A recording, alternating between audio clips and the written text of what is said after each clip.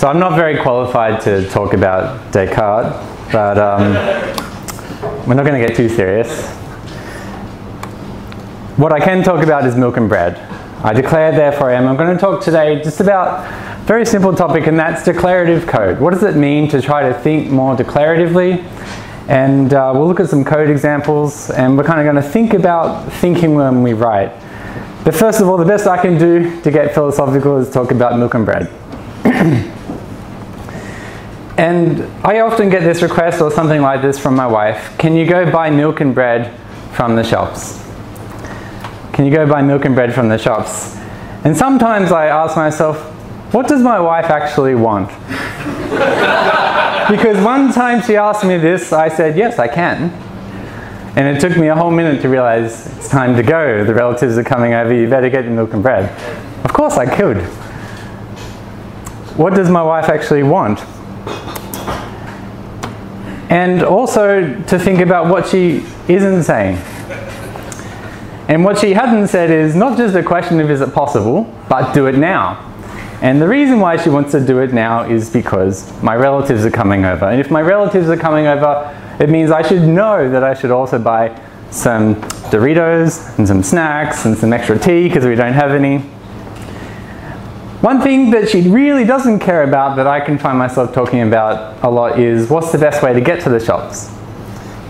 Oh, which shop do you want? I don't know, I don't care. She doesn't care about the shops, it's not important.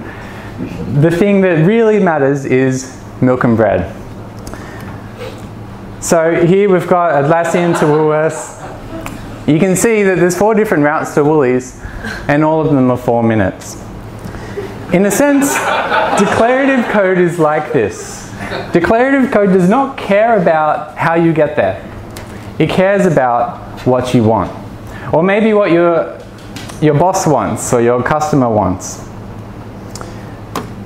Often, as developers, we can think the way I tend to think. All right, she's given me this sentence, can you go buy milk and bread from the shops? We've got some nouns, we've got some subjects, we've got some objects. Ultimately, it's a question with a yes or no answer, right? This is how I got in trouble one day. No, you have to get in the car and go right now. They're coming in half an hour. And yet, when it comes to thinking about what do we want, the way as developers we express this is in language, is in code.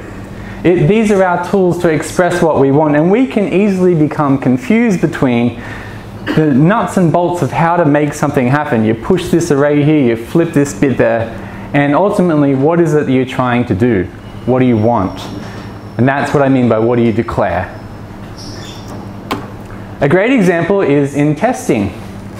We test this kind of code, a function that adds 2 numbers together, and the reason why we test is because we're not sure. If A is not a number, then we've got to do something. If B is not a number, we don't do something. We don't have that guarantee from the language that can give us that confidence just to say add AB, return AB, like many other languages. We choose a very exotic flavor. Have I lost you? Oh, okay. Yep. But here's my question, why don't we test these examples? If true is not false. It's not a trick question. If 1 plus 2 equals 3, or even here we've got a constant n equals 1 plus 2, why do I not test that n equals 3? And the answer is because these are guarantees from the language. Testing, in a sense, is very non-declarative. It's like we know what we want to do. I want to add A and B together.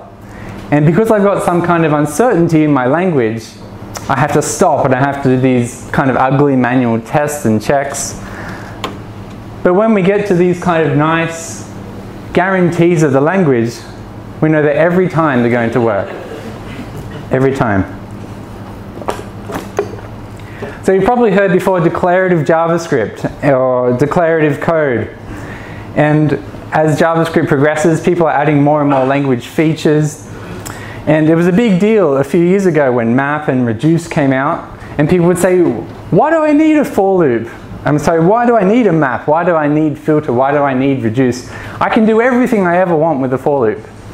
And that's true.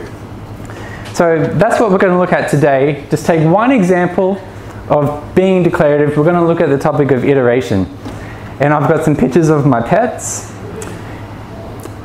And in my data structure that's coming back from my pet server, it's got my pet dog Pilgrim, it's got my cat Sebastian, it's got all of these pets, and some of these, excuse me, some of these are landscape, some of these are portrait, but I just want to show on my page to my mum pictures of my dog Pilgrim in landscape so she can print them out. We're going to dive straight into code now. Here is just a data structure, an array of all my pets. We've got Pilgrim 1, his landscape, Pilgrim 2, his portrait, Sebastian 1's landscape, and Pilgrim 3's landscape. And here now we've identified a problem. We thought about, what do I want? I want my dog Pilgrim, and I want the landscape Pilgrim. But we've got a few imposters in my list. We've got the portrait Pilgrim, and we've got the cat Sebastian. So however we get there, we want to reduce this to just the two that I want. Then maybe we'll do something like transform that into some image tags, and we can put that on the page. And then finally, his beautiful boy, Pilgrim. So in the end, the problem was I had a data structure coming back, I had all these pets, and I wanted these two pets. And yet, we often go to the amazing for loop and think that actually the problem I want is I want to cache a variable I and start it at 0, and then I want to cache the length of the list of pets, and then I want to do a comparison as I jump each time through and check that I is still less than the length, and then I want to iteratively increase our cache of I, and then I want to do an accessor and I want to get the pet that matches the index at that time, and then I want to check if that pet includes Pilgrim or if its orientation is landscape. Then at the top I want to construct an array and I want to push those things into an array. It's exhausting. For loops are really powerful, they're amazing, but it's exhausting. There's all these things that I actually don't want and I don't care about. My mum doesn't care whether I made an impressive I or an impressive len, or whether I pushed things to an array or I had fast lookup and access. She just wants to be able to print. And she doesn't like cats, so I had to get rid of them. We can see there's a whole bunch of problems that come from the language feature. What if we could do this more declaratively? What if there was a way we could reason and say, I just want to focus on my problem and get rid of the fluff, get rid of these things. This takes us to array for each. And now we've got array for each. I could go through the same array and I don't have to make this cache of an I don't have to do an access lookup, I don't have to iteratively increase the value of I. I'm starting to think about what I want. Each of those pets, let's just check what they've got. Array for each also has a bit of a problem. It's a bit of a smell. And that is that I had to create this temporary array and make a nothing. And then through my list of things, I had to push them up. To me, you can get that smell of whether something is declarative or whether it's more imperative, whether it's grunty work, by do you have to do something that you never thought was part of the problem? I've got a list and now I want a smaller list. I've got a list of cats and I want just the list of dogs. But here I've had to construct an empty array and push stuff to it. Now I know it's a small smell, but can we do better? And this is where these filter and map come in. They allow me to take the problem of my pets and get rid of any kind of for loops, any kind of caching the length, any kind of I, any kind of manual thing that I've got to push to, and just focus on what are the problems that I've got. At the beginning, the first thing was I want to filter out my list and only include pictures that include Pilgrim, where the orientation is landscape. And then the second problem I had was I need to get them on the screen. And so suddenly, not only is it shorter and it's prettier, it becomes a way that you can immediately see your code and say, that's what I was trying to do all along. And that's basically what declarative code is. So the amazing for loop, there's so much you can do. It's capable of array map, array filter, array reduce, but it comes with a whole bunch of problems. So people have thought about this just like they've thought about language and syntax, and they've thought, I can still get away with this. I can still use a for loop until I get to these really complex situations. Can anyone honestly here tell me what this is going to do? Here we have a complex for loop, and it becomes a giant vector for us to introduce bugs. One problem with a for loop is, how many times does it run? And the truth is it may run absolutely 0 times, or anyway until infinity. Your guarantee, the only guarantee that you can get from a for loop is that it will run maybe never, or maybe always until you get a stack trace, or maybe somewhere in between. That doesn't feel like a very declarative way to write code.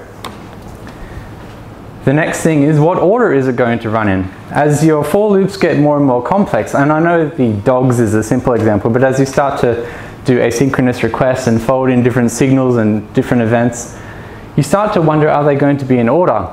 Has somebody stuffed up something in my array access that's caused a bug? Is the I going to plus plus in the final expression? Is it going to access the right point when I try to get the thing?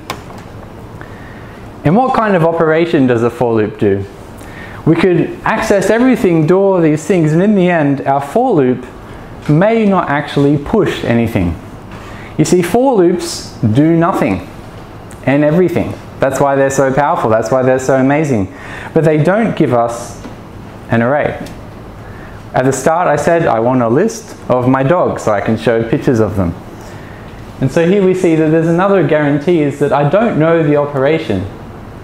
And finally, I don't know the effect.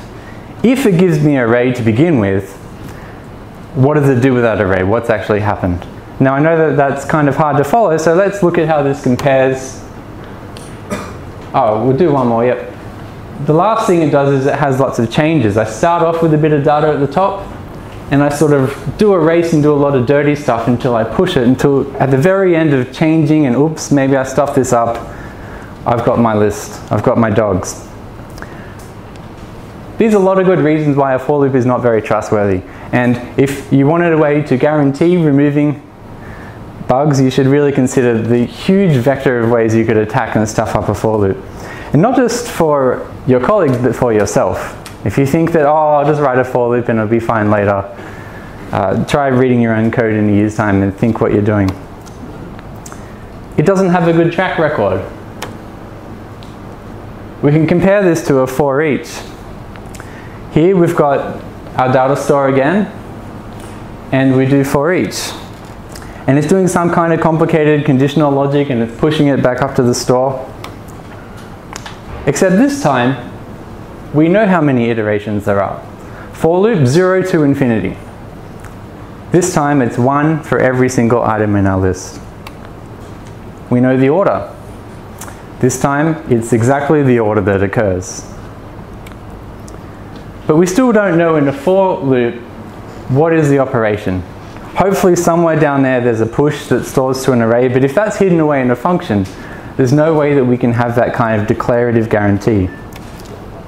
Same with effects, and we're still changing stuff. If we compare this, it's getting a bit better. If we compare this to filter and map, we see that it was such a big deal when it came out a couple of years ago, because people could suddenly not only write a lot shorter code, they could think about what was really happening in their program. How many times does filter and map happen? Every time. Is it ordered? Of course it's ordered. What operation does filter do? We know that filter always gives you an array. Takes an array, takes a function, and gives you a new array. What does map do? Takes an array, takes a function, and gives you a new array. Finally, what effect do we get? Well, filter, we know that every single time I run filter, I'm going to have a list that's exactly the same as it was before, but maybe smaller. Every single time. Similarly with map, I know that I'm going to have a list that's exactly as big as it was before. Exactly as big.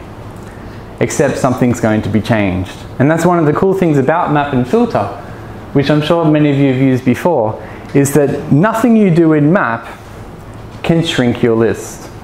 And nothing you do in filter can transform your array. You get these kind of guarantees. But is it the Holy Grail? No, there's much further we can go even with iteration, and that's when we get to this idea of changes. So we see here a growing list of information, and this is the kind of stuff that your mind has to do as a compiler. Just as computers have to go and interpret and read your JavaScript, when you come back 2 years and try to debug that legacy code, if somebody's written a for loop, they're basically saying, I didn't have much time, or this is a simple problem. If they've written a very complicated and a very complex for loop, they're saying either I really know what I'm doing, or don't touch my code. And if you wrote that, and you conclude, who wrote this stupid thing and doesn't want me to touch it, and you realize it's you, good luck to you. Now it's time to consider that the information about what you write can change, even though every single one of these gives me my dogs. When I make a decision to try a different, more declarative approach, my information fidelity increases. And there's a fancy name for it. It's called information perspicuity. You can go and quote that around and sound smart. And that's kind of a barrier that people have to try to think about this declarative stuff, is these kind of large terms. You can see that I've got changes on the right-hand side. And array map and array filter are actually subject to these kind of dangers. And it's kind of fun. Here's a very simple example. We've got an array at the top called A, and it's got 3 values, 7, 8, and 9. And we're just going to do a map. And in that map, we're just going to return n times 2. So our new variable is a variable that's been transformed where all the values have been doubled. And we can see here in B that 14, 16, 18 is obviously double 7, 8, and 9. But unfortunately, some crazy person has decided midway through the map to push extra stuff into the array. That's a danger of this approach, is that JavaScript as a language feature makes it possible to shoot yourself in the foot. And so, we all love JavaScript though. A has 7, 8, 9, 100, 100, 100. You may think, well, I can live with that. I can live with that because at least I'm not going to use A anymore. I'll just think about B. A is dead to me.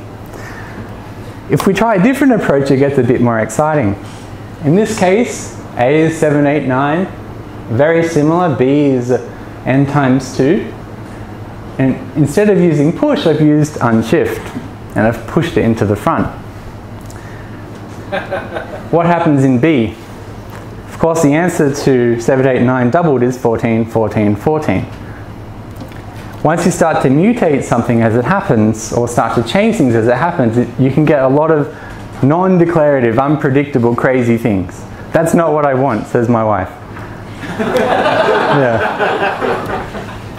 So, it's pedantic. Who would write something like this? If you can, you will.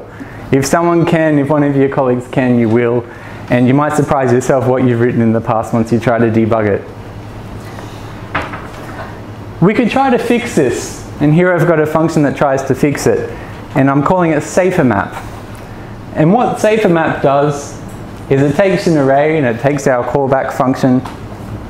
And before it does anything at the top, it makes a copy. Very simple, array.slice a copy. And then we resort to our trusty for loop. And we take the copy of the array, so we've got a frozen snapshot, and we run our function and we push it in, and then we return to the user. Safer map is kind of cool because it means that this kind of nastiness is not possible. There's a few problems with it. Array.slice is pretty slow.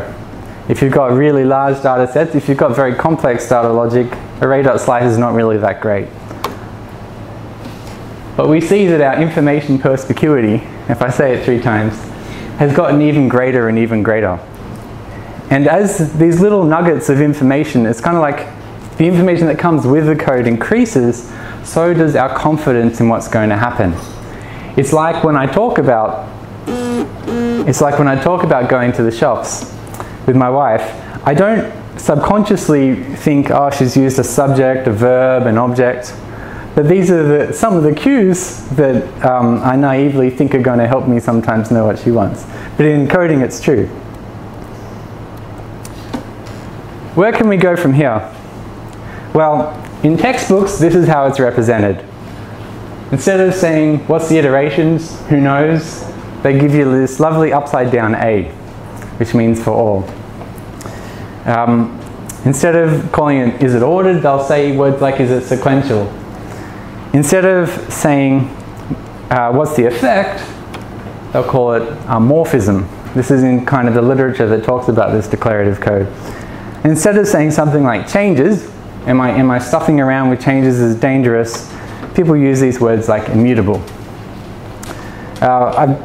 Instead of saying it's a subset or it's a transform, you get these wonderful symbols like A and a C with a line underneath it and a B. Or an A to an arrow to a B. These are really cool, these are interesting. You find them more in stuff like what Rob was talking about earlier on. But we're here to talk about coding for humans, so I'm just using the simple terms. In a sense, when people try to think scientifically, think mathematically, hey, can I write my code in a way that is like proven to be more guaranteed to do exactly what I want? We turn to the literature and we get a C with a line underneath it and we close the book. Some of us do. But really, if we kind of think about the fact that when you write code, you're not just putting words on the page, you're saying what you want. The more you take a declarative style, the more guarantee you're going to get it and the less vector you're going to have for bugs. So we went from 4, we went to 4 each, and then we looked at map and we looked at filter, and there's also reduce. Then we went to safer map. Where can we go to be more declarative when it comes to iteration? It's really up to you. There's a whole lot of new features that have come out in ES6. Just as we had map and filter and reduce in ES5, we've got sets and we've got weak maps. So a set is a great example where you think about your problem.